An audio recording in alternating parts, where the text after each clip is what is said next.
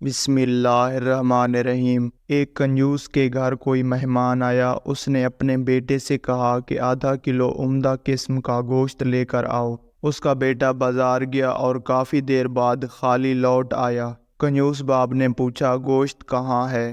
بیٹا بولا، ابا جان، میں نے کسائی کو کہا کہ جو سب سے عمدہ گوشت آپ کے پاس ہے وہ آدھا کلو دے دو۔ کسائی نے جواب دیا، بے فکر رہو، میں تمہیں ایسا گوشت دوں گا کہ جیسے مکھن ہو۔ میں نے سوچا اگر ایسا ہی ہے تو مکھن ہی لے لیتا ہوں۔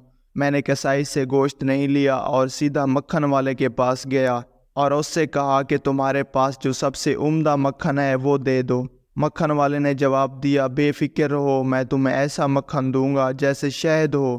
میں نے سوچا کہ اگر ایسا ہی ہے تو پھر شہد ہی خرید لوں۔ پھر میں شہد والے کے پاس گیا اور اس سے کہا کہ تمہارے پاس جو سب سے عمدہ شہد ہے وہ مجھے دے دو۔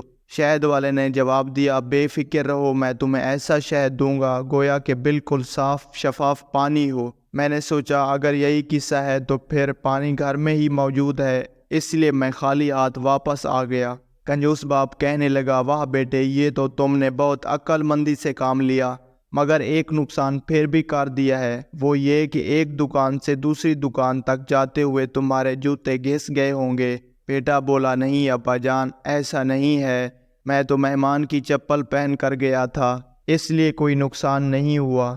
بیچارہ مہمان جو بڑی دیر سے کھانے کے انتظار میں بیٹھا ہوا تھا فوراً اٹھا اور اپنی منزل کو روانہ ہو گیا کہ کہیں دوسرے وقت کے کھانے کے انتظار کے لیے مزید تکلیف نہ برداشت کرنا پڑے۔